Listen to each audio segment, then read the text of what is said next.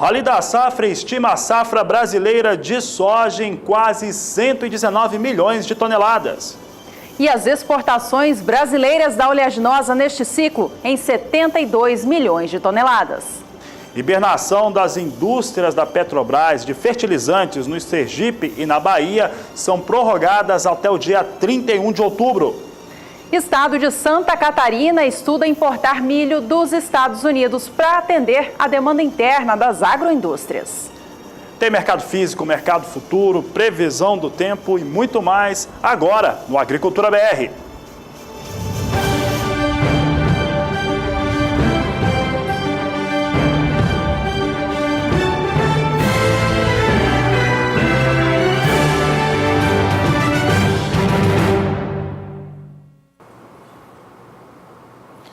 E a Marfrig divulgou na noite desta última terça-feira o seu relatório trimestral do quarto trimestre de 2017. Este é o assunto de agora no quadro Agroações.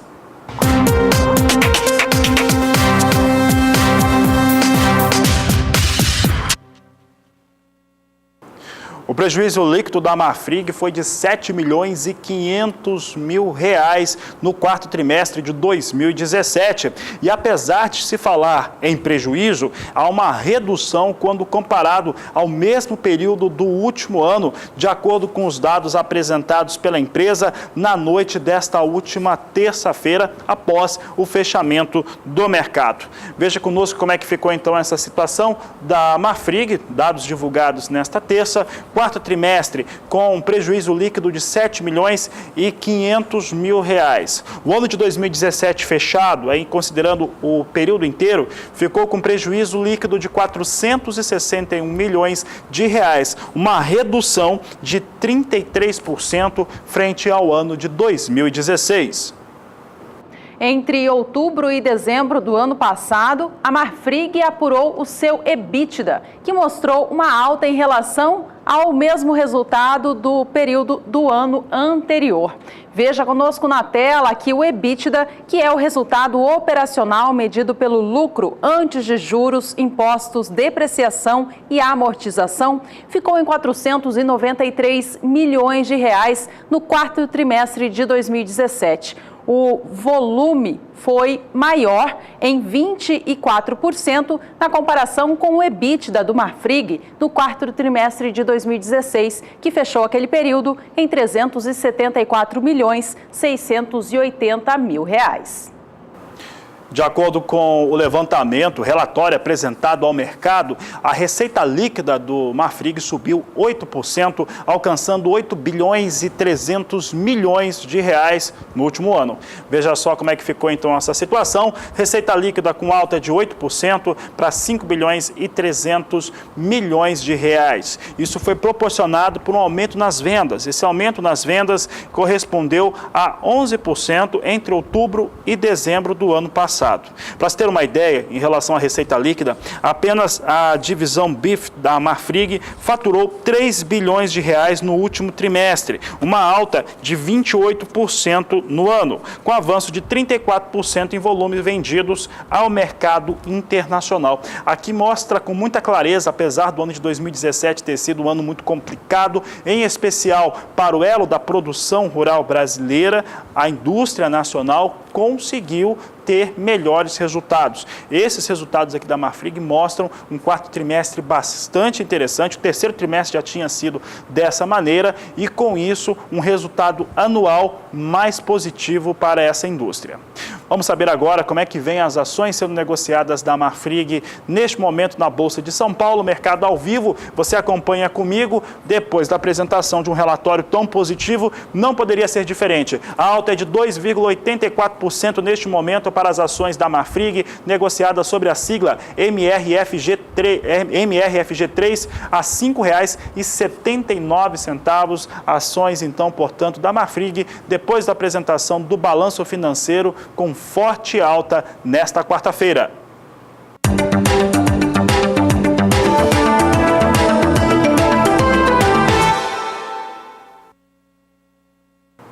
Vou falar agora do assunto do momento. Aliás, são dois assuntos no momento.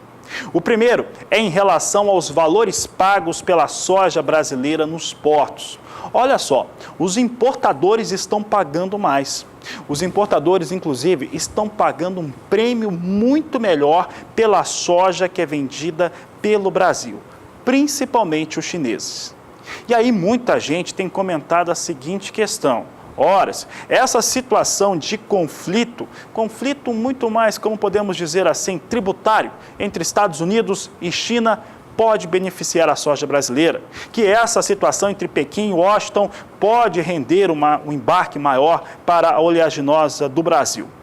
O Agricultura BR vai mostrar agora que não é bem assim, que não é isso que está acontecendo para fazer com que esses prêmios nos portos sejam melhores. E é melhor mesmo. É melhor quando compara ao início do mês de março, é melhor quando compara a mesma data do ano passado. Os valores pagos são mais interessantes. O prêmio pago pelo bucho da soja chega até $1 em relação àquilo que estava sendo praticado. O que nós entendemos é o seguinte: quando você tem uma situação de conflito tributário, e olha só, vamos dizer até que esse conflito ele não existe assim de uma forma tão expressiva, mas se acontece, ele não vai ser decorrente ou vai recair sobre a situação de entrega de alimentos entre esses países, principalmente o que os Estados Unidos entrega de alimentos para a China, para as cadeias produtivas da carne ou complexo carne chinês. A China precisa disso, não faria uma barganha exatamente sobre esses produtos. E como diz um amigo nosso aqui, o nosso consultor de agronegócios, João Pedro Cuti Dias, briga de cachorro grande normalmente não chega a acontecer. Normalmente para por aí, porque nesse caso, esse conflito não seria levado a tão profundamente nessa questão. Então, o fato é que nós temos uma elevação sobre os valores de soja, mas por conta de uma demanda. A demanda sobre soja brasileira é mais elevada, é o que nós vamos mostrar a partir de agora. Fabiano, nós podemos fazer 3 afirmações a respeito deste assunto. A gente colocou aqui 3 situações que explicam todo esse fato que tem sido colocado à tona. O primeiro deles tem a ver com a parte dos prêmios sobre Chicago, que estão sendo pagos pela soja do Brasil, estão relacionados à Argentina. A segunda situação é a seguinte, que explica o prêmio maior para a soja nos portos aqui do Brasil. A China não tem como paralisar ou reduzir drasticamente as compras dos Estados Unidos. E somando a essas 2 situações, vem a terceira, dizendo que o Brasil, o Paraguai e a Argentina não têm condições de elevar rapidamente o fornecimento, no caso da soja, para a China. A China, ela consome muito da soja que é comercializada no cenário internacional. Cerca de 60% de toda aquela soja que gira entre países vendedores e compradores do mundo é a China quem importa. E no ano passado, o Brasil forneceu metade de toda essa soja que a China comprou. Os Estados Unidos responderam por cerca de 1/3 das compras chinesas no período. O atual quadro de oferta e demanda de soja na China é o seguinte: a produção é estimada para a atual temporada 17/18 em 14.200.000 toneladas. Mas olha como a China tem de importar soja, importações estimadas em 97 milhões de toneladas, uma vez que o consumo do país é de 110.800.000. A China, que tem a maior indústria pecuária do mundo, precisa, portanto, comprar toda essa soja para alimentar os seus animais. Por fim, em estoques, sobram no país 20.640.000 toneladas da oleaginosa, ainda insuficiente para suprir toda essa demanda interna. Então, mesmo que houvesse um sério conflito comercial, coisa que não está acontecendo, não teria condições da China conseguir comprar soja, como a Juliana acabou de explicar, de Brasil, Paraguai e Argentina. Olha só, se os dados da Conab tiverem certo, os estoques brasileiros são deste tamanho. É o pior arroxo que se tem de soja, com 2 safras recordes seguidas desde a temporada 2011 e 2012. Um outro fator importante é a quebra na Argentina, que está proporcionando essas altas rotas todas. E o Paraguai tem pouquíssima margem para conseguir embarcar. O Paraguai talvez seja aquele país que é o mais eficiente. O Paraguai consegue produzir um número que na última temporada chegou ali a 10 milhões de toneladas, mas consegue produzir ali entre 8,5 e 9 milhões e 200 mil toneladas e consumir ou exportar praticamente tudo que produz. Então tem uma eficiência ali muito interessante. O fato é que nós temos uma demanda mais elevada, um desejo maior por soja, principalmente por parte dos chineses, o que eleva o preço pago. O chamado prêmio pago no porto para o preço spot é muito bom. Pode-se dizer que historicamente é o melhor prêmio pago pelo preço spot no porto de Paranaguá de todos os tempos. Olha só, chega a $1 por bushel. Vamos ver esses dados aqui. Olha só, data do dia 26 de março, aqui nós temos valores em dólar por bushel, que é como tem essa comercialização aqui internacional. Para chegarmos a esses dados, nós usamos informações da Exalc, da USP, de corretoras que atuam nos portos brasileiros e também de agências internacionais. Veja só, em 26 de março, o prêmio pago no Porto de Paranaguá por bushel chegava a $1. No começo do mês estava em 65 cents.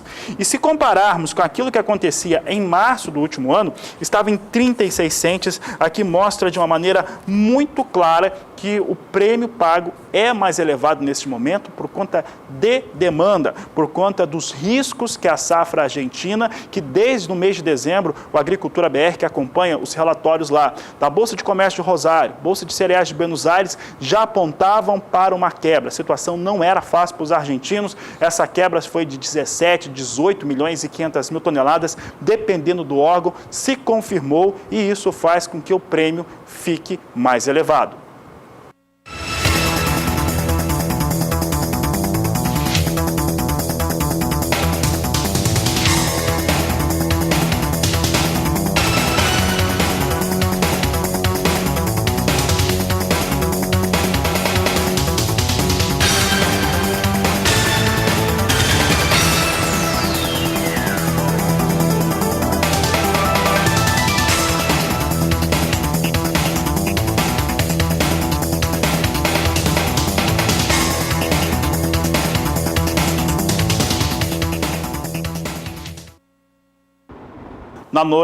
Na noite desta última terça-feira, foram divulgados os dados do Rally da Safra 2017-2018, que percorreu diversos estados, todos os estados produtores de soja do país. E os dados apresentados mostraram, de acordo com a Agroconsult, que é a organizadora, que o país, as tradings que operam no Brasil, vão exportar na temporada atual 72 milhões de toneladas de soja contra 68 milhões de toneladas da última temporada. Seria o segundo recorde consecutivo para os embarques brasileiros da oleaginosa. Veja conosco aqui então como é que fica a situação para a exportação de soja. A Agroconsult, organizadora do Rally da Safra, apronta para 17 e 18, chegando a 72 milhões de toneladas da oleaginosa. A 16 e 17, como você sabe, ficou em 68 milhões de toneladas embarcadas pelo Brasil. A consultoria, através do Rally da Safra, ela revisou também a expectativa da produção nacional da oleaginosa no ciclo atual. A expectativa anterior já indicava um recorde nesta temporada em relação à safra passada, 2016-17. Mas os números agora chegam a quase 119 milhões de toneladas. A gente mostra para você de casa acompanhar a expectativa atual, então, na coluna em verde da Agroconsult para a safra de soja do Brasil é de 118 milhões e 900 mil toneladas do grão. A previsão anterior apontava para uma safra de 117 milhões e meio, que já seria um recorde, já que superou a temporada passada, 16-17, que foi de 114 milhões e 600 mil toneladas nos cálculos da consultoria Agroconsult. Foram as revisões na produtividade média observada nas lavouras, nas atividades de colheita da soja do país, que causaram essa elevação na expectativa de produção. O rendimento melhor foi observado no estado do Mato Grosso, principalmente, e também nos 4 que compõem o Matopiba, Maranhão, Tocantins, Piauí e Bahia. Nos demais estados produtores, um destaque negativo ficou para o estado do Rio Grande do Sul, que por conta da estiagem que sofreu nos últimos meses, teve um corte no rendimento médio para o estado. Com isso, Juliana, o rendimento médio de sacas por hectare ficou muito próximo à safra passada e que continua tendo o melhor valor. Vamos saber como é que ficaram esses dados, porque eles ficaram bem próximos, 16-17 com rendimento de 56,50 sacas por hectare, temporada 2017-2018 com 55,80 sacas por hectare, de acordo com o resultado final do Rally da Safra, divulgado pela Agroconsult na noite desta última terça-feira, mostrando realmente que no meio da temporada, clima ajudou muito a produção nacional. O tour da Agroconsult passou por 13 dos maiores estados produtores de grãos do Brasil, cobrindo boa parte da safra de soja e milho na safra de verão. A de soja correspondeu a 95% de toda a área plantada com o grão. Já a de milho, na primeira safra, correspondeu a 75% de toda a área plantada no país. A próxima edição da expedição, que vai focar a segunda safra de milho, vai acontecer entre os meses de maio e o mês de junho. Vamos saber agora como é que ficam as projeções climáticas para o mês de abril em todo o país. Quem traz as informações é Juliana Rezende. Olá, boa tarde a todos. A primeira quinzena de abril deve ser marcada ainda por áreas de instabilidades atuando na maior parte do país. Para os próximos dias e para os primeiros dias de abril, até o dia 5, tem risco para pancadas de chuva na maior parte do país. Uma massa de ar mais seco atua entre a Bahia e o Norte Mineiro, garantindo tempo mais firme. No Rio Grande do Sul também teremos chuvas mais fracas e predomínio de tempo mais seco. Agora, nas demais áreas do país, instabilidades acontecendo de maneira bastante significativa. Durante a segunda semana, entre os dias 6 e 10 de abril, chuvas mais fortes na metade norte do país. E a chuva ainda segue acontecendo na maior parte do centro-sul. Nas regiões sudeste e centro-oeste, as instabilidades ainda acontecem com volumes mais significativos, só que na região sul, a chuva ainda deve seguir acontecendo de maneira mais escassa. E isso também acontece até o dia 13 de abril. Na região sul, chuvas mais escassas, predomínio de tempo mais seco. Na parte central do país, as chuvas começam a diminuir, principalmente a partir da metade do mês de abril, o que caracteriza que a segunda quinzena de abril já deve ser marcada pela diminuição das instabilidades na parte central, entre as regiões sudeste e centro-oeste. A chuva começa a voltar aos poucos para a região sul, onde devemos ter episódios de chuvas mais frequentes. E ainda também as instabilidades devem perder um pouco mais de intensidade e não ficar sendo tão frequentes nas áreas mais ao sul da região norte e também o sul da região nordeste. Agora, na região sul, já devemos ter a entrada de uma massa de ar mais frio a partir dessa segunda quinzena do mês de abril, o que pode sim representar risco para a ocorrência de geada, especialmente na região sul. Então, durante as próximas semanas, teremos a diminuição das chuvas na parte central do país, o que garante uma condição mais favorável para o andamento das atividades no campo, e com a chuva retornando para as áreas mais ao sul, especialmente do Rio Grande do Sul, a expectativa é de um cenário bastante otimista para algumas lavouras que já foram prejudicadas devido à diminuição dos índices de umidade do solo no estado gaúcho. Daqui a pouco eu volto com mais informações do tempo. O Rio Grande do Sul está em plena atividade de colheita da safra de soja. Enquanto a maioria dos estados produtores já caminha para a reta final, o estado ainda está no meio da atividade, uma vez que tem um ciclo da soja mais tardio. Por lá, a expectativa de colheita é de 17 milhões de toneladas. Do estado gaúcho, a repórter Annelise Nicolodi tem as informações. É tempo de colheita da soja aqui no Rio Grande do Sul e por isso de muito movimento nas lavouras e também nas estradas das regiões produtoras. Dos mais de 5 milhões e 700 mil hectares cultivados, cerca de 13% foram colhidos até agora. Ainda é cedo para falar de produtividade, mas a Emater estima que ela vai variar entre 40 e 70 sacas por hectare. Muito em função da rotação de culturas, mas principalmente por causa do clima. É que em algumas regiões, especialmente no sul do Rio Grande do Sul, a estiagem prejudicou as lavouras e a produção deve ser bem menor. A gente aqui no Planalto, a gente não tem noção do que está acontecendo naquelas regiões mais ao sul do estado. Nós temos regiões com perdas aí, lavouras, uma do lado da outra, com perda já de mais de 70% da produção. tem gente vivendo em 2018 o que o Estado viveu em 2012. Então, quer dizer, é uma área nova, é uma área de fronteira, é uma área, a nova fronteira da soja. São produtores que não têm ainda as melhores variedades adaptadas ao seu local, então isso tornam eles mais sensíveis a esses problemas climáticos. São empreendedores, são investidores, são pessoas que estão levando a soja onde não tinha e que merecem todo o nosso respeito, toda a nossa atenção. Então eles estão tendo perdas bastante severas que vão sim impactar no todo, no cômputo total, mas sobretudo na economia daqueles municípios. A metade norte do estado está tendo de novo uma safra muito boa, graças a Deus, tomara que continue.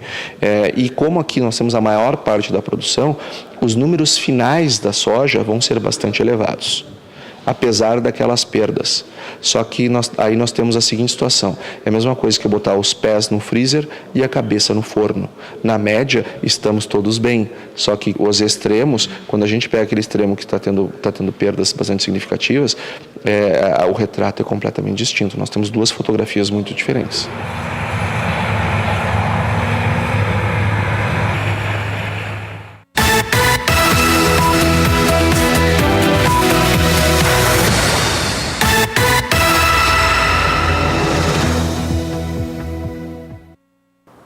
A Agricultura BR traz em destaque agora os valores praticados com soja em alguns dos portos brasileiros. O fundamento continua o mesmo. Nós temos prêmios pagos pela soja nacional melhores, bem melhores, chega a ficar quase 3 vezes superior ao mesmo período do último ano. Isso ocorre por conta de uma demanda elevada, bastante elevada, problemas na Argentina, mas muito pouco por conta desse possível conflito econômico, financeiro entre Estados Unidos e China.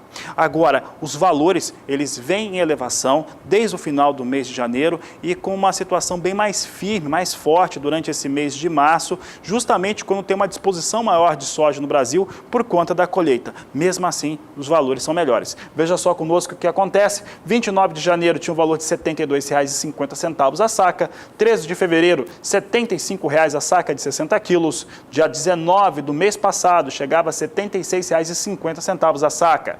No dia 13 de março, Porto de Santos tinha R$ 79,50 por saca de 60 quilos. Nesse dia 28, R$ 80,00 a saca de 60 quilos, uma alta de 10,34% nos últimos 60 dias, no maior embarcador de soja do Brasil. Lembrando também que outros fatores, como o fortalecimento da soja em Chicago e também o dólar mais forte aqui no Brasil, contribuem para os melhores valores. Já no Porto de Paranaguá, a alta no acumulado dos últimos 60 dias chega a quase 12%. O preço atual pago pela soja por lá está em R$ 80,50 por saca. Isso indica uma alta de R$ 8,50 no valor de cada saca, na comparação com aquele produtor que negociou o produto há 2 meses. A gente relembra então a negociação neste período e você acompanha na tela a evolução dos preços. No dia 29 de janeiro, o Porto Paranaense pagava R$ 72,00 no valor da saca do grão.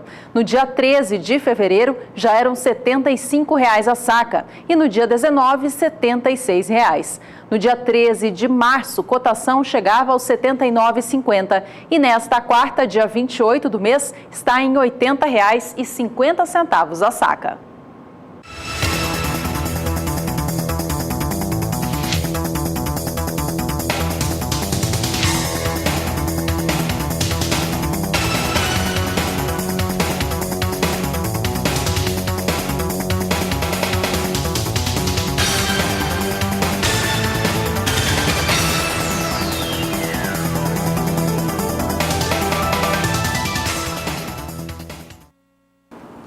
A Agricultura BR destaca agora como é que vem sendo negociada a soja na Bolsa de Chicago, é a principal referência internacional. Nesta última terça-feira fechava com leve queda e hoje operava com nova queda. Vamos saber como é que vem os negócios agora. Próxima estabilidade, mas com viés de queda. Posição de maio vem com $10,18 o bushel, queda de 0,12%. Julho estável, com viés de queda de 0,09%, $10,29 mais 25 por bushel. E agosto, $10,31 mais 50 o bushel, também com recuo de 0,09%. Lembrando que amanhã tem a divulgação da confirmação diária para a temporada 18-19 nos Estados Unidos, para soja, milho, trigo e também os estoques norte-americanos. Aqui no Brasil, Fabiano, na manhã desta quarta-feira, o dólar comercial vinha operando próximo aos valores negociados nesta última terça, R$ 3,32, R$ 3,33.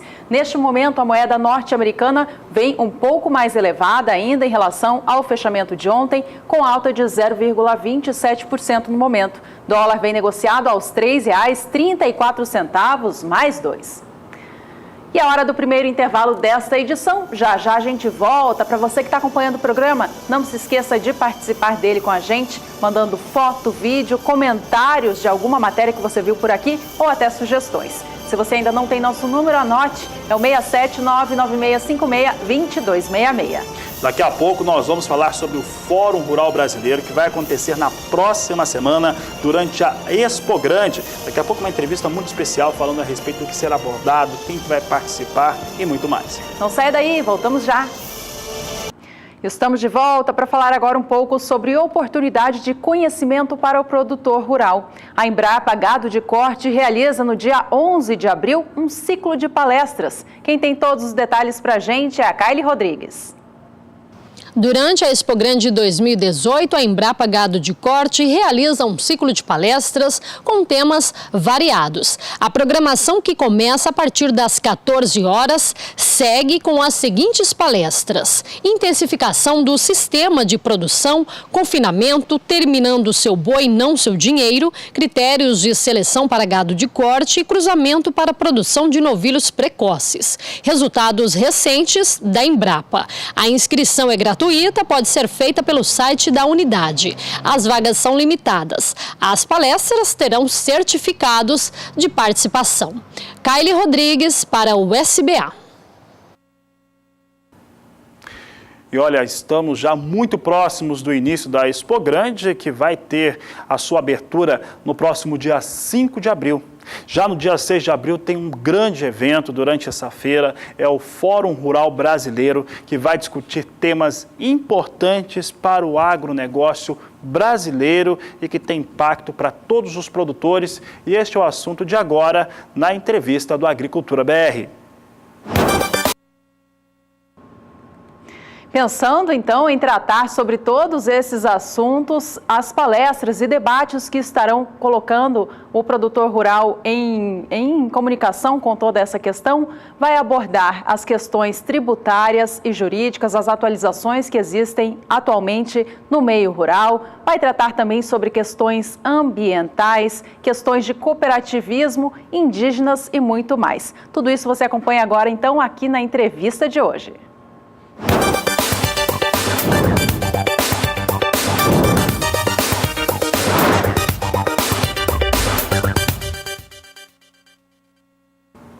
Bom, e para falar um pouco a respeito desse fórum, nós recebemos aqui o Luiz Orcílio de Oliveira, ele que é pesquisador da Embrapa, participa juntamente, né, Embrapa e a Acrisul, a Associação dos Criadores, é realizador desse Fórum Rural Brasileiro, que tem apoio do Canal do Boi, será transmitido aqui pela emissora. E Luiz Orcílio, primeira coisa, prazer em recebê-lo aqui nos nossos estúdios. Eu gostaria que você falasse um pouco, primeiro, da composição. Por que criar esse fórum? E qual que é o objetivo que ele tem? Boa tarde.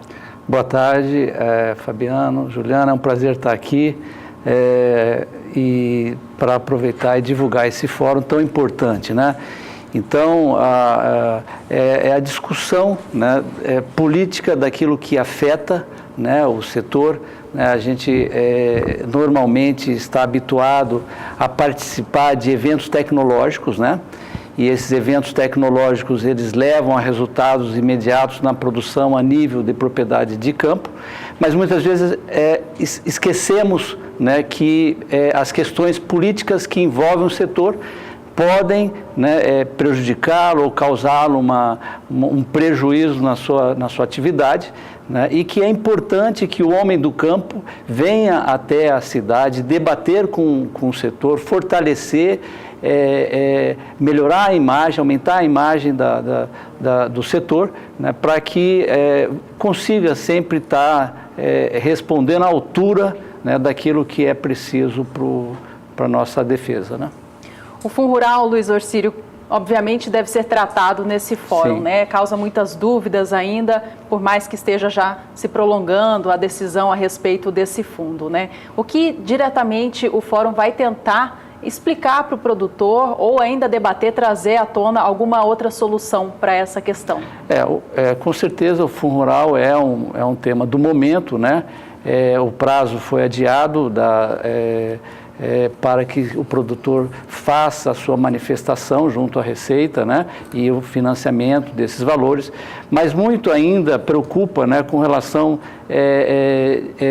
de como isso foi feito, né, das obrigações que o produtor vai ter, da responsabilidade de como isso tudo vai ficar, né, e há muito confundimento nesse processo, né, então é um momento que vai ser importante debater, ouvir, né, dos produtores, ouvir do Legislativo, né, que vai estar presente, um dos membros importantes que vai estar no fórum, né, a senadora Ana Amélia, né, um representante do Congresso Nacional, né, debatendo sobre essa questão. Então, é um momento também muito importante, não só na questão do Fundo Rural, né, mas de todos os outros tributos que também afetam o agronegócio.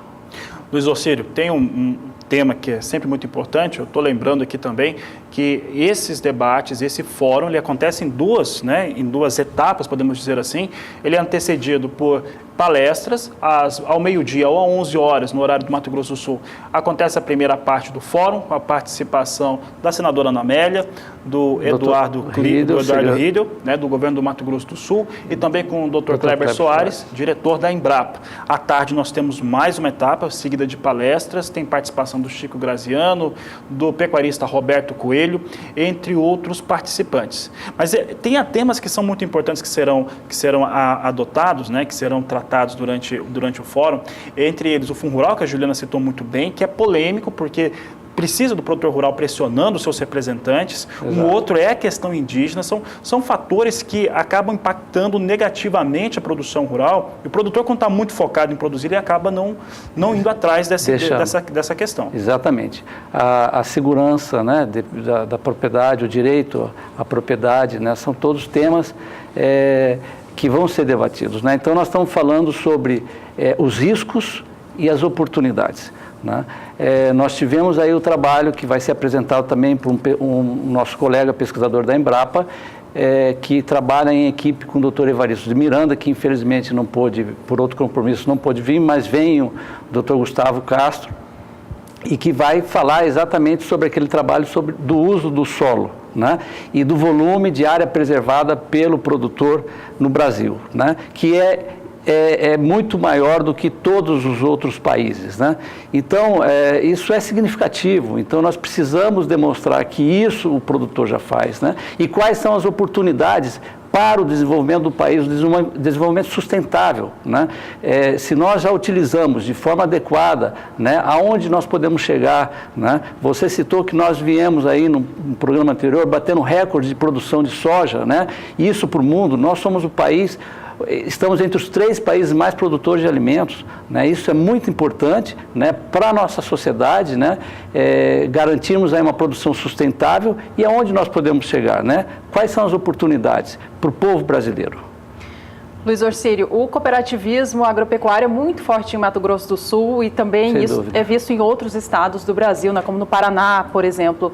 Como que o Fórum pode ajudar o cooperativismo aqui do estado a se engajar mais nessas questões políticas, né, envolvendo o setor rural, e como que pode ajudar a trazer à frente as discussões?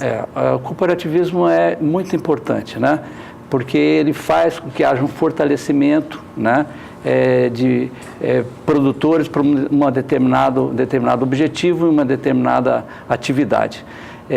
E hoje, né, no mundo, né, que a gente vive, com um mundo extremamente do modelo econômico capitalista, né, então esse é um mundo que é muito rápido e que só a união através do cooperativismo pode fortalecê-lo e garantir que ele tenha, né, uma sobrevivência, garanta a qualidade de vida para ele, para sua família e bons resultados, bom retorno econômico. Então, o objetivo é realmente estimular, né, o fortalecimento do cooperativismo para que garanta toda essa segurança alimentar. Nós sabemos, inclusive, que são os pequenos produtores responsáveis pela mesa do brasileiro, né?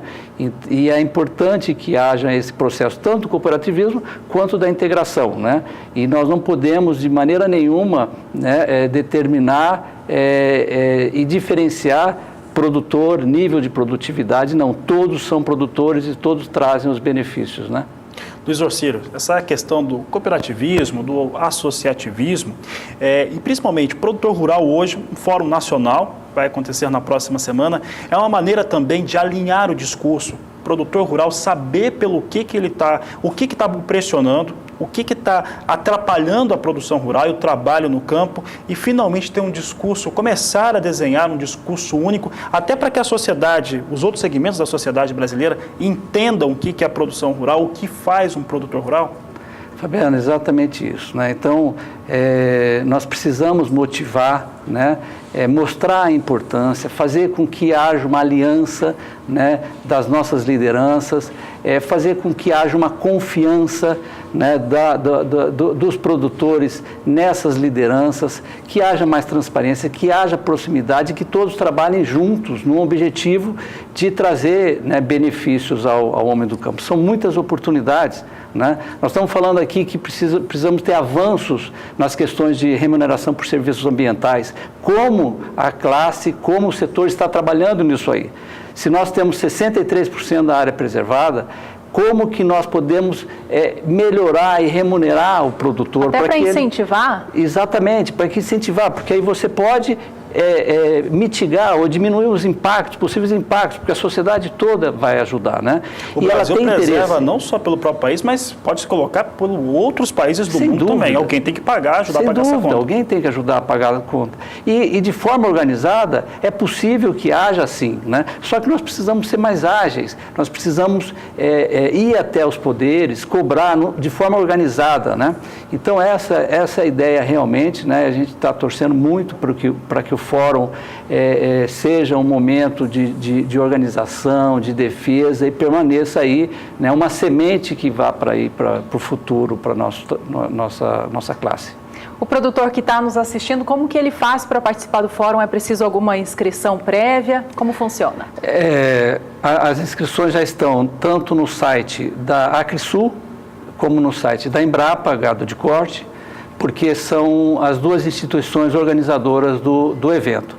Então, é possível fazer as inscrições, mas também, eventualmente, se tiver alguma dificuldade, a inscrição pode ser feita no dia, né, na sexta-feira, dia 6/4, às 8 horas da manhã. Agora, é importante que nós temos alguns limites de vagas, né? Então, era bom procurar o quanto antes fazer as inscrições. Qualquer dúvida pode também entrar em contato telefônico na Acrisul, né, com a Marley, e também na Embrapa, na Gado de Corte, eles vão informar como fazer a inscrição. Um convite feito, então, Fabiano, dia 6 de abril, e a gente vai estar por lá. Exatamente, estamos participando do Canal do Boi. É claro que um evento como esse, Fórum Nacional, é importante lembrar, quem tiver a oportunidade de estar em Campo Grande nessa data, é muito importante estar presente. Vai acontecer no Tatersal Hélio Coelho, dentro do Parque de Exposições Laucídio Coelho. Quem não puder estar e estiver em qualquer parte do Brasil, a participação é muito importante para o Brasil inteiro. O Canal do Boi vai transmitir esse grande evento, Fórum Rural Brasileiro. Luiz Orcílio, obrigado pela sua participação e já fica o convite para você voltar à nossa programação aqui no Canal do Boi. Eu que agradeço, muito obrigado, e eu espero a todos lá no dia 6 de abril. Tá certo. Bom, e o Agricultura BR segue trazendo agora informações sobre tecnologia para o homem do campo. No estado do Mato Grosso, um experimento comprovou a eficiência dos tratamentos de sementes de milho. Quem traz todas as informações para a gente é o Valdir Pacheco. Que pragas são essas? O tratamento de sementes desempenha um papel fundamental para o sucesso na emergência da cultura do milho. Nós podemos observar nesse talhão que a não utilização de um bom tratamento de semente deixa a planta vulnerável ao ataque de pragas. Segundo pesquisas de mercado, o percevejo é hoje uma das pragas que mais atacam as lavouras de milho em Mato Grosso. Nossa equipe acompanhou o engenheiro agrônomo Gustavo Martinez, que vem conduzindo um experimento numa lavoura comercial de milho em Sinop. O objetivo da avaliação é mensurar o ataque de pragas em parcelas onde não houve aplicação de biotecnologia. Na cultura do milho, como ela sofre uma pressão muito forte de pragas na fase inicial, que são migratórias da soja, tá? É fundamental a existência de um bom tratamento de semente. Como vocês podem observar aqui nessas áreas, à minha esquerda, é uma área que não teve nenhum tipo de tratamento de semente à base de inseticida, tá? E à nossa direita temos uma área com tratamento de semente, que veio, que é uma grande ferramenta para se trabalhar e utilizar dentro do manejo no controle de pragas. É visível o desenvolvimento da cultura, tanto na fase inicial quanto agora que a gente está chegando no meio dela. Hoje essa planta está aí já com seus 6, indo para a 7ª folhas verdadeira. O estabelecimento e o desenvolvimento dela é muito superior com a utilização dessa ferramenta do tratamento de semente. E assim, utilizar as novas tecnologias que estão vindo, a nova geração de tratamento de semente, no caso as diamidas que estão aí. Mas para a gente ter essa biotecnologia por um longo período, é fundamental que a classe produtora e a classe técnica faça a implantação e recomende o uso de refúgios. Para quê? Para que haja um cruzamento entre mariposas não resistente com resistente, consequentemente a natureza nos coloca indivíduos não resistentes. E aí a biotecnologia vai fazer o papel dela, que é o controle natural das pragas, das lagartas em si. O impacto dos danos causados por pragas no início do desenvolvimento da cultura do milho influencia diretamente a produtividade. Nessa área em loco aqui observada, a pressão maior de pragas na fase inicial foi percevejo e as vaquinhas. E agora, posteriormente, a gente está conseguindo observar alguma coisa de lagarta. Mas essas vaquinhas e percevejo é fruto da migração que vem da soja, porque acontece na fase inicial. Você está colhendo a soja e está plantando milho ao mesmo tempo. Valdir Pacheco para o SBA, Sistema Brasileiro do Agronegócio. O assunto agora é a situação em que passa o estado de Santa Catarina, que tem uma alta demanda por milho para abastecer as suas agroindústrias de aves e suínos, mas tem uma produção muito pequena. Essa falta de oferta suficiente do cereal tem feito com que o governo do estado busque soluções para importar o milho de outros países produtores, não do Brasil. Isso porque o preço do cereal está muito elevado aqui no país e, com isso, chega ao estado catarinense a um custo muito grande ao produtor rural, ao criador de ave ou suíno. Essa situação tem feito, portanto, com que o estado olhe para outros países produtores para trazer este produto internamente. Esse assunto foi debatido na segunda-feira dessa semana em uma reunião entre representantes do governo do estado, produtores rurais e também da iniciativa privada. A importação de milho de outros países não chega a ser uma novidade. Para os próximos dias mesmo, são esperados 2 carregamentos com 60 mil toneladas de milho da Argentina. A situação ela vem então se agravando para os criadores, tanto é que já se estuda também trazer milho dos Estados Unidos. É importante lembrar que já há uma condição para que isso ocorra. Entretanto, há alguns efeitos burocráticos que impedem que isso aconteça de uma maneira mais expressiva. A BPA, Associação Brasileira dos Produtores de Proteína, aguardam uma revisão por parte do Ministério da Agricultura, Pecuária e Abastecimento sobre esses termos burocráticos para se importar milho norte-americano. E segundo a Secretaria de Agricultura do Estado de Santa Catarina, a expectativa é de que nesse ano de 2018 o Estado tenha que importar 4 milhões de toneladas do cereal, seja de outros estados ou outros países, para suprir a demanda interna. Por falar nessas vendas, o governo federal garante a venda de milho para pequenos produtores do país, ao que você vai entender agora na reportagem de Kylie Rodrigues. O Conselho Interministerial de Estoques Públicos de Alimentos, CIEP, em continuidade ao programa de venda balcão, autorizou a venda de até 200 mil toneladas de milho para atendimento aos pequenos criadores de aves, suínos, bovinos, ovinos e caprinos, principalmente para as regiões Nordeste e Norte. A medida terá validade até 31 de dezembro de 2018. A venda em balcão é operada pela Companhia Nacional de Abastecimento Conab. Terá os seguintes limites de aquisição por beneficiários por mês: até 10 toneladas do grão para o Norte e Nordeste e até 14 toneladas para o Sul, Sudeste e Centro-Oeste. O preço de venda do milho será de R$ 33,00 por saca de 60 quilos para as regiões Norte e Nordeste. Para as demais regiões, o preço será o praticado no comércio local. Kaile Rodrigues para o SBA. E as lavouras de milho de segunda safra estão em desenvolvimento pelo país. Uma pequena parte ainda precisa ser semeada. Vamos saber então se o clima colabora com o desenvolvimento das lavouras no campo? Quem traz os destaques para a região Centro-Oeste é a Juliana Rezende. A produção de milho safrinha na região Centro-Oeste vem sendo favorecida. Os produtores seguem otimistas. Agora, a disponibilidade hídrica do solo segue mais elevada, especialmente no Mato Grosso e em Goiás, que é onde os índices de umidade ficam em torno de 90%, alcançando até 100% em algumas localidades. No Mato Grosso do Sul é que a situação é um pouco diferente. As últimas chuvas foram de fraca intensidade e muito escassas no estado, especialmente na faixa oeste, que é onde os índices de umidade do solo caíram de maneira mais significativa. Para os próximos dias, tem previsão de chuva na região, são áreas de instabilidades no alto da atmosfera que mantém as chuvas mais fortes entre o Mato Grosso e o Mato Grosso do Sul. Em Goiás, essa chuva até acontece, mas de maneira mal distribuída. Tanto que nas áreas mais ao norte do estado goiano, previsão até de tempo mais seco e chuvas muito fracas e irregulares.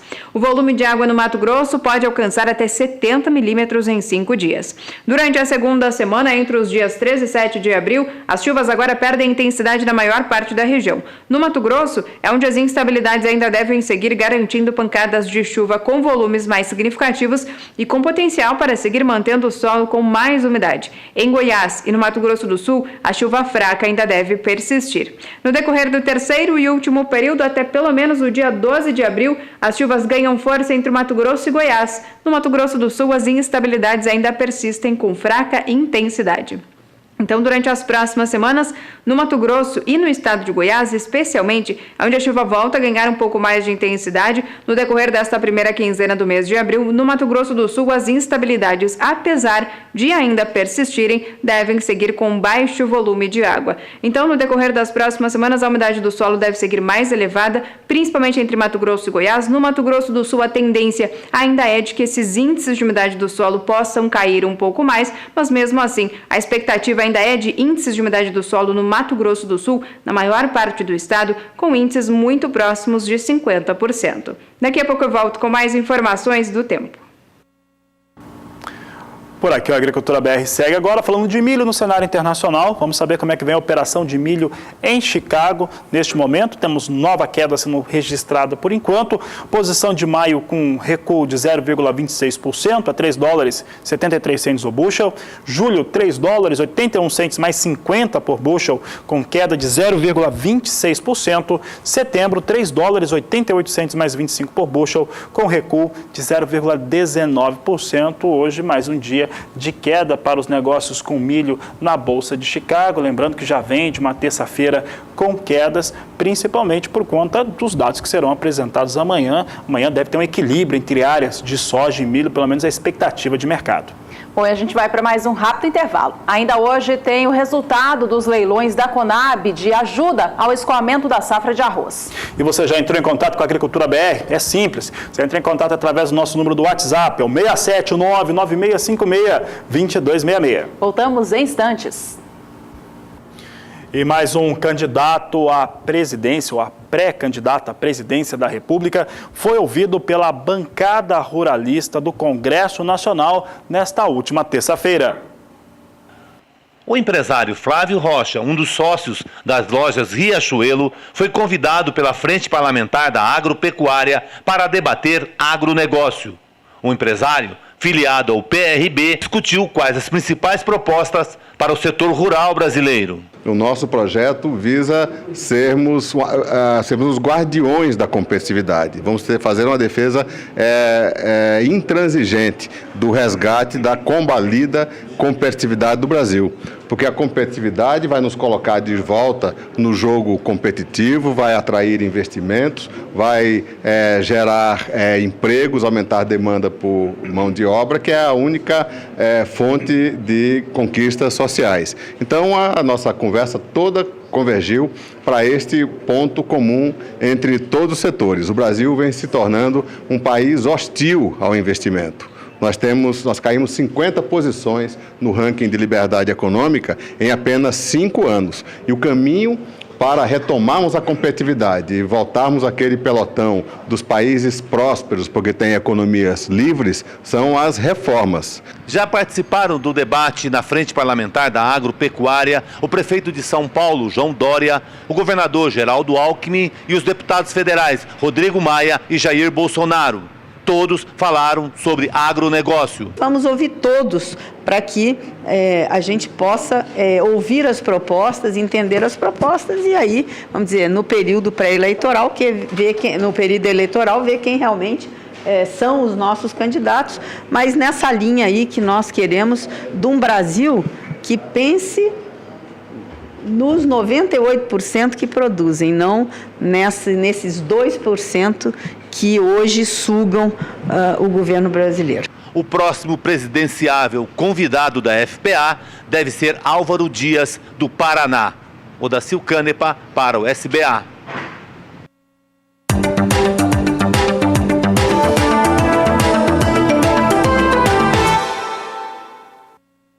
Com o fim do verão, que neste ano foi bastante chuvoso no Brasil, os especialistas da EPAMIG, que é a empresa de pesquisa agropecuária de Minas Gerais, fazem um alerta ao setor produtivo, que não descuidem dos tratos culturais das lavouras. Isso porque, com o excesso de umidade que foi registrada nessa última estação, as doenças fúngicas foram favorecidas e, por isso, o produtor rural tem que ficar atento ainda mais nesta fase da lavoura para que, caso haja alguma ocorrência, faça os tratos culturais da maneira adequada.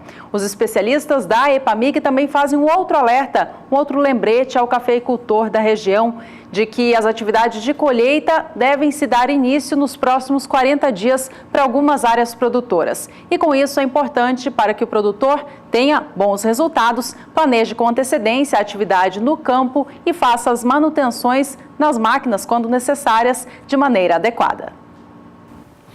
Vamos saber agora como é que vem a situação de colheita de café, principalmente na região sudeste, como é que fica o clima para o sudeste e também para o Paraná. Quem fala sobre o assunto é Juliana Rezende. Conforme nos aproximamos da época mais seca da parte central do Brasil, como nas regiões sudeste e centro-oeste até o Paraná, onde deve ter a diminuição das chuvas ao longo dos próximos períodos, a expectativa é de que o início da colheita do café seja beneficiado.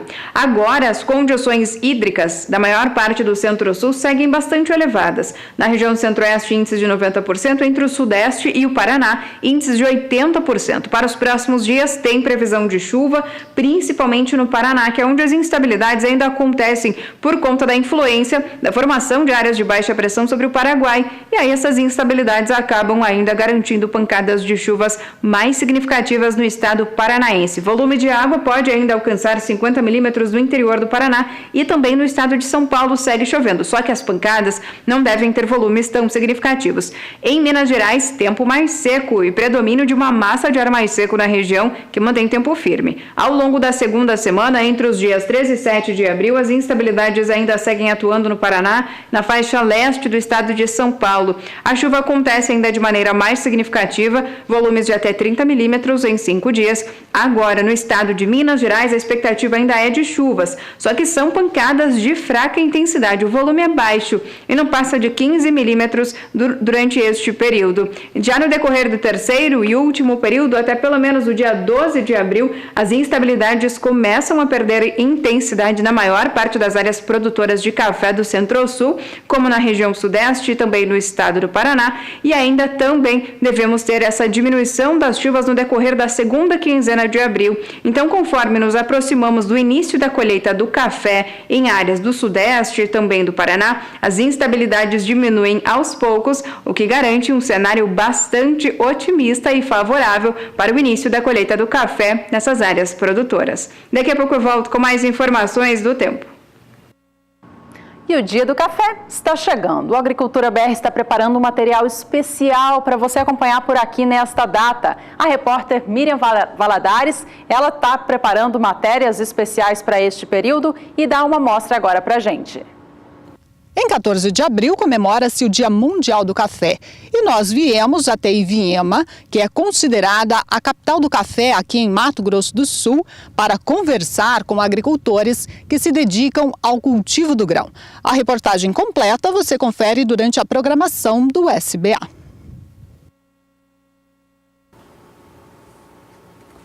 Por aqui o Agricultura BR segue agora trazendo destaque para o mercado futuro do café. Vamos saber como é que vem o café arábica sendo negociado na Bolsa de Nova York. Você acompanha comigo. Você tem aqui o café arábica, mercado futuro, posição de maio, $1,17 mais 90 libra-peso, vem com recuo de 0,88%. Posição de julho, negociada a $1,20 por libra-peso, vai perdendo aquilo que recuperou no dia de ontem. Você observa que também vem com queda de 0,85%. Posição de setembro a $1,22 mais 20 a libra-peso, vai perdendo 0,81%, 0,82%. Essa queda aqui, ela é muito mais ocasionada por conta do dólar. Hoje o dólar vai chegando a 3,34 no Brasil. Eles estão compensando para ficar com o mesmo valor pago em real pela saca de café aqui no país. Situação para o produtor de café não se altera, continua com muita pressão negativa sobre os valores praticados. Vamos acompanhar agora como que opera o mercado internacional do café robusta, que aqui no Brasil é o chamado de Conilon. Por lá, os negócios na Bolsa de Londres vêm mistos, ou seja, algumas operações operam em alta, outras em baixa. A de março vem com elevação de 0,22% hoje, ou melhor dizendo, alguma recuperação, né? Uma vez que os valores seguem bastante pressionados. Esta posição negocia a tonelada do café robusta a $1.787. Os negócios para entrega em maio operam com queda de 0,17% e negociam a tonelada do café a $1.732. Julho vem a $1.752 a tonelada, com baixa mais expressiva de 0,28%. Enquanto a posição de setembro também perde um pouco hoje, vindo a $1.755 a tonelada.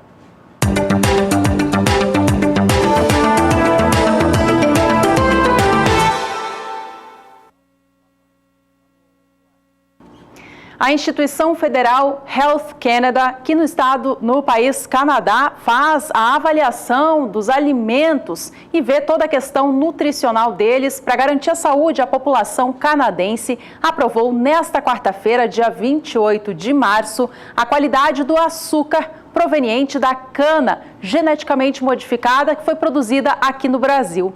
Essa cana produzida pelo CTC, que é o Centro de Tecnologia Canavieira, fica no estado de São Paulo, ela que faz pesquisas voltadas ao desenvolvimento de cana e todos os outros assuntos voltados a este setor aqui no país.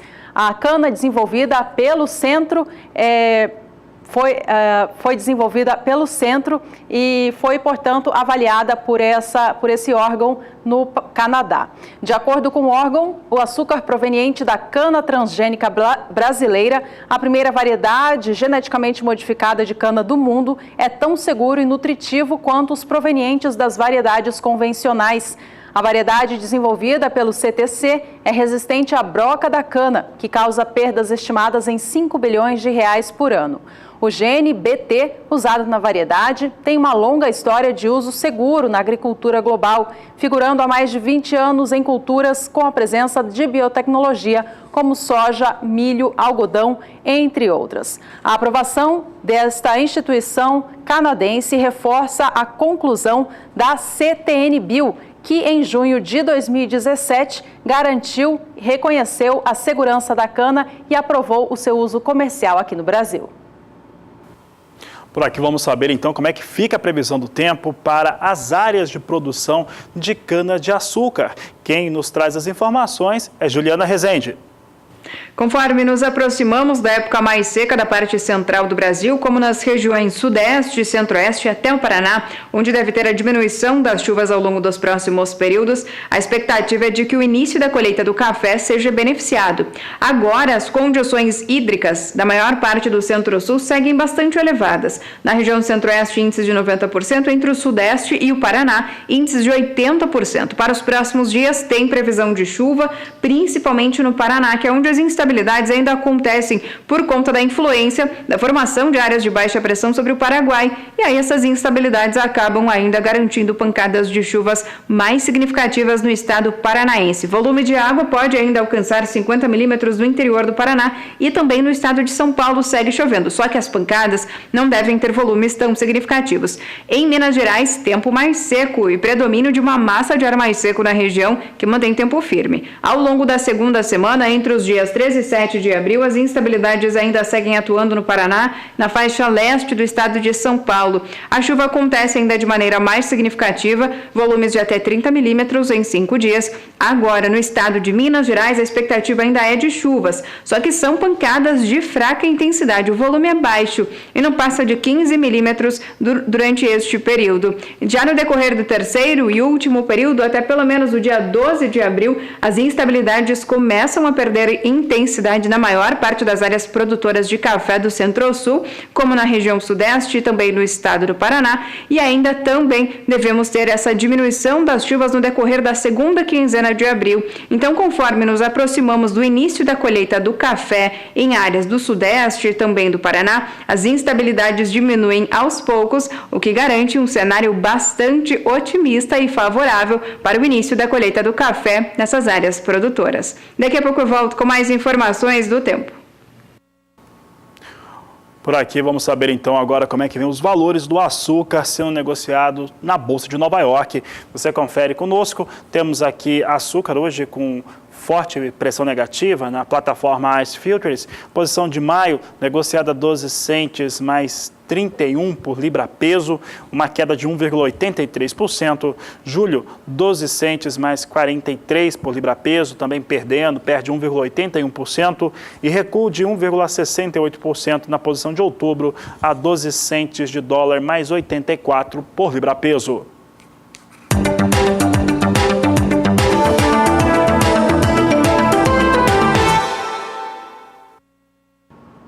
Esta última terça-feira foi marcada por mais uma rodada de leilões de apoio à comercialização do arroz promovidos pela Conab. Em relação ao leilão da modalidade PEP, que paga um prêmio a quem compra o arroz de acordo com o que está estabelecido no edital, cerca de 74,5% da oferta colocada à disposição foi arrematada. Foram colocados à disposição 90 mil toneladas do cereal para serem comercializados de acordo com as regras do edital da Conab e receberem um prêmio por isso. E foram negociados, portanto, 63 mil toneladas, o equivalente a quase 75%.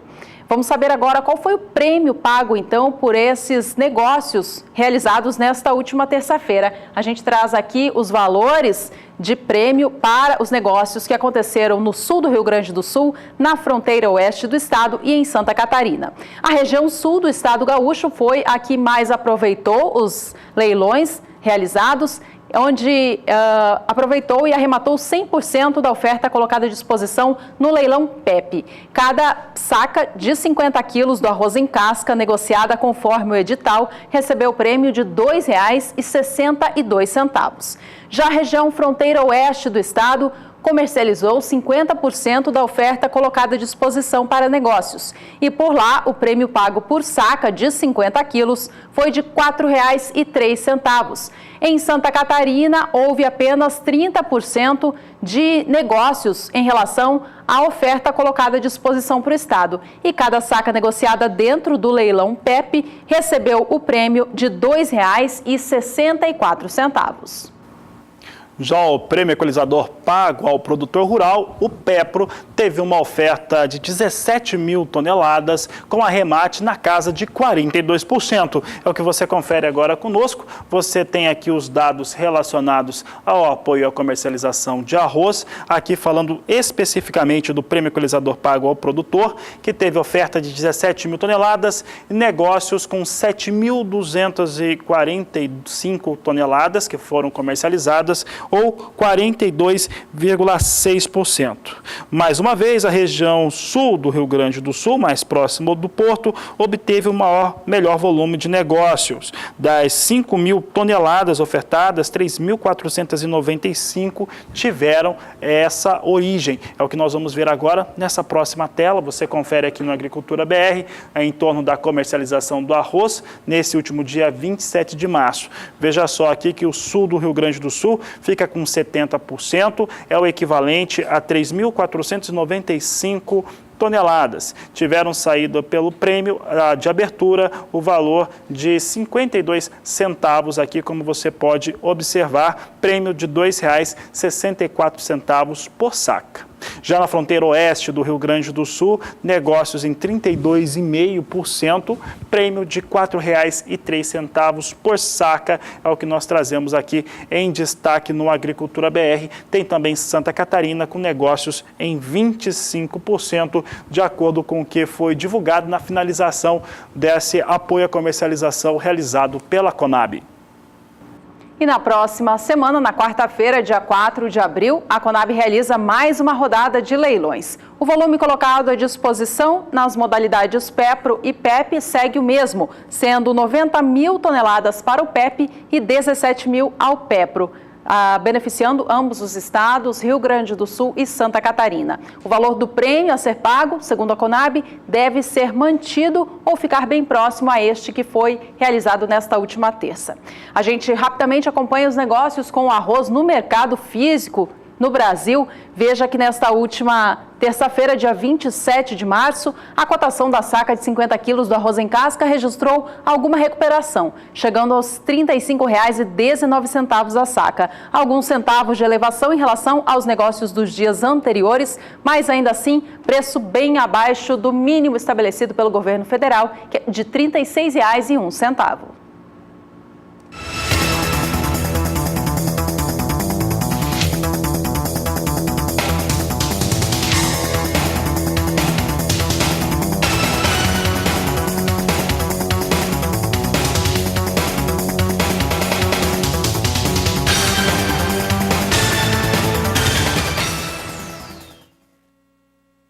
Vamos para mais um rápido intervalo. Fique com a gente no próximo bloco, as últimas informações desta edição. Vamos falar a respeito das indústrias de fertilizantes da Petrobras no Sergipe e na Bahia. Você vai saber o que aconteceu depois da reunião que aconteceu em Brasília nesta última terça-feira. Fique conosco, voltamos já.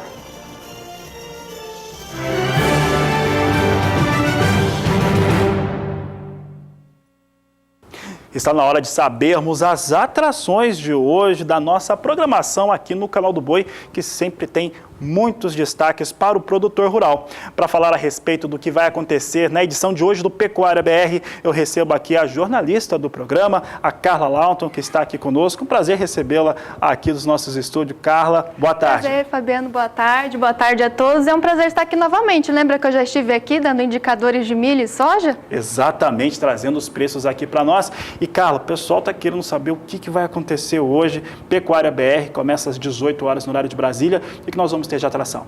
Bom, no Pecuária BR nós sempre temos os indicadores de preços da soja, temos indicadores do milho, temos indicadores suíno, temos indicadores frango, bezerro e boi, mas o destaque de hoje são para as indústrias frigoríficas, cujas margens em 2017 foram boas. Apesar de 2017 ser um ano conturbado, com carne fraca, retomada da cobrança do Fundo Rural, as margens das indústrias frigoríficas ficaram boas. E são 3 razões para que isso aconteça. tem acontecido. Mas isso você vai saber hoje no Pecuária BR às 18 horas, Fabiano. Eu não vou perder, até porque hoje, um pouco mais cedo, Carla, nós falávamos aqui a respeito da Marfrig, com seu balanço financeiro.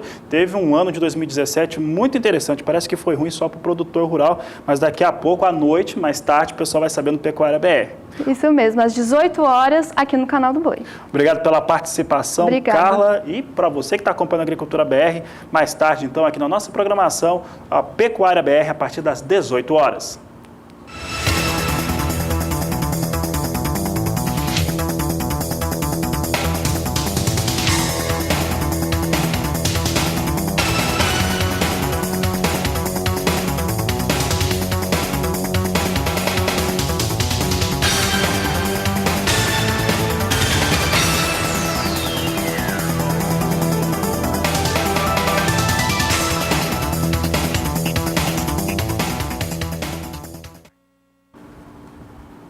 Vamos voltar a tocar num assunto que foi bastante polêmico durante essa semana, principalmente nesta terça-feira, a respeito da hibernação. A hibernação das indústrias de fertilizantes da Petrobras nos estados do Sergipe e da Bahia. Por lá, nesses estados, os produtores rurais, eles se manifestaram contra esse fechamento. Tivemos participações aqui dos nossos colaboradores no estado do Sergipe, Alagoas e Bahia, falando a respeito de que isso pode trazer de impacto negativo. De acordo com a Petrobras, em nota divulgada ontem, essa hibernação ela foi protelada para o dia 31 de outubro. É importante lembrar que na primeira nota divulgada, no dia 20 de março, a Petrobras informava que isso começaria ou estaria com o processo completo no fechamento do primeiro semestre deste ano. A decisão pela hibernação das unidades, que consiste na parada de produção com a adoção de medidas de conservação dos equipamentos, foi anunciada no dia 20 de março como parte da estratégia da petroleira estatal em deixar o setor de fertilizantes. Em nota, a Petrobras disse o seguinte: está em avaliação a criação de comissões a serem formadas por representantes dos governos do Sergipe e da Bahia, das federações das indústrias dos dois estados e da Petrobras, para que sejam encontradas alternativas à hibernação, desde que não haja prejuízos para a empresa, ou seja, para a Petrobras. Sobre este assunto, a nossa equipe de reportagens em Brasília conversou com o senador Eduardo Amorim, ele que é do estado do Sergipe. Nesta semana, o assunto já foi discutido no Congresso Nacional. As bancadas do Sergipe e da Bahia tiveram encontros com o presidente da Petrobras, Eduardo Parente. Os parlamentares tiveram a garantia de que as fábricas vão continuar funcionando até pelo menos julho desse ano.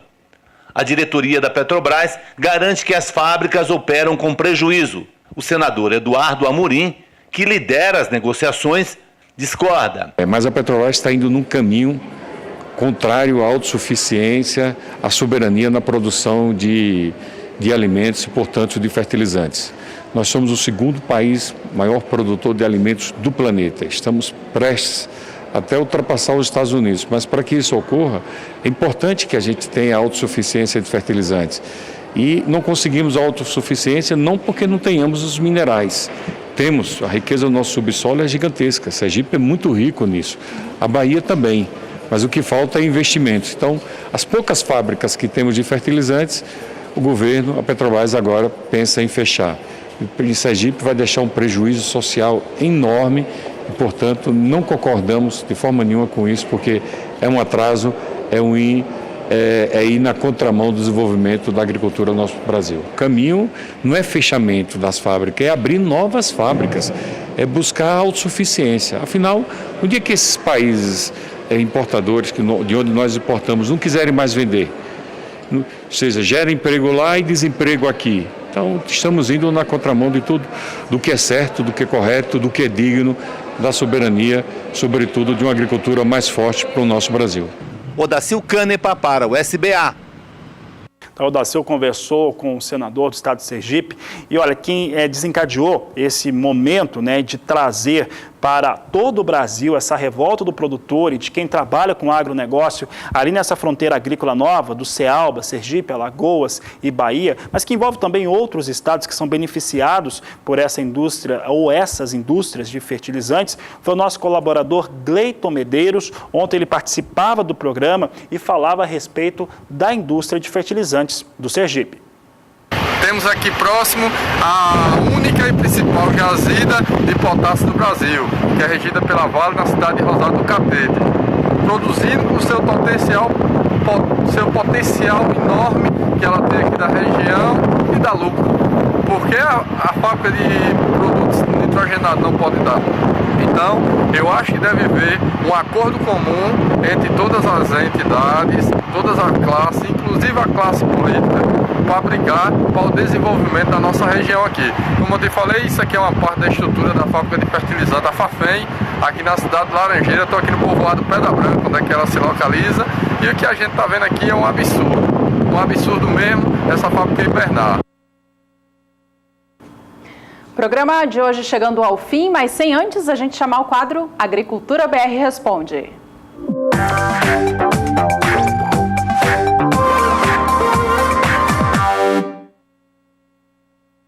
Participação vem lá do estado do Rio Grande do Sul. Vamos saber quem que está conosco aqui no Agricultura BR Responde de hoje. É Carolina, de Cerro do Sertão, Rio Grande do Sul. Diz o seguinte: boa tarde, uma ótima tarde para você, Carolina. Gostaria de saber a previsão do tempo para os próximos 15 dias na região norte do Rio Grande do Sul. Está aí a Carolina participando conosco, Juliana. A Juliana Rezende tem todas as informações. Respondendo à dúvida da telespectadora Carolina, da região de Sertão, no Rio Grande do Sul, que quer saber como é que fica o tempo agora no sul do país. Bom, a disponibilidade hídrica do solo aumentou no Rio Grande do Sul, agora os índices alcançam 80% no estado gaúcho. E para os próximos dias tem risco de chuva, só que vai ser aquela chuva mal distribuída. O avanço de uma frente fria pela costa da região ajuda a aumentar as condições para pancadas de chuva em toda a faixa leste do Rio Grande do Sul. Então, entre o centro, norte e também a faixa leste, tem risco para pancadas de chuva. A chuva é mais significativa na região da Serra, onde as instabilidades podem provocar acumulados de até 30 milímetros. A condição de tempo é diferente na fronteira oeste, onde é o tempo mais seco que vai predominar e não tem previsão de chuva. No decorrer da segunda semana, entre os dias 13 e 7 de abril, as instabilidades agora passam a atuar mais uma vez sobre o Rio Grande do Sul, dessa vez de maneira mais abrangente, só que ainda segue com chuvas de fraca intensidade e de maneira mal distribuída no estado. O volume de água segue baixo e não passa de 5 milímetros na maior parte do sul do Rio Grande do Sul. Nas áreas mais ao norte, ainda que de maneira mais localizada, é onde a chuva ganha um pouco mais de intensidade e os acumulados alcançam até 15 milímetros. No decorrer do terceiro e último período, até o dia 12 de abril, o tempo pouco vai mudar no Rio Grande do Sul, então ainda teremos dias de tempo mais seco, mas com áreas de instabilidades ganhando intensidade a partir do final da tarde e ainda também no começo da noite. Então, durante as próximas semanas, as instabilidades seguem fracas na região de Sertão, no Rio Grande do Sul, com pancadas muito isoladas e também de fraca intensidade. Hoje eu encerro por aqui a minha participação. Até mais! Obrigada, Juliana. Obrigada, Carolina, também que participou. Esse foi o Agricultura BR Responde.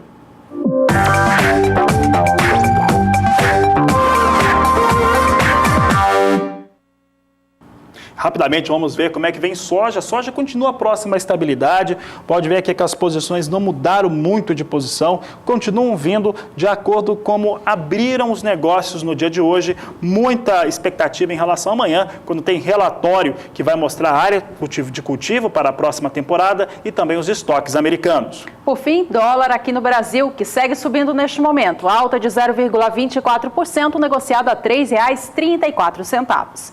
Esta edição, então, vai ficando por aqui. A você que esteve com a gente, obrigada pela companhia e nos vemos na próxima. Este é o Agricultura BR. A inteligência e a transparência do agronegócio sempre com você. A todos uma ótima tarde e até mais.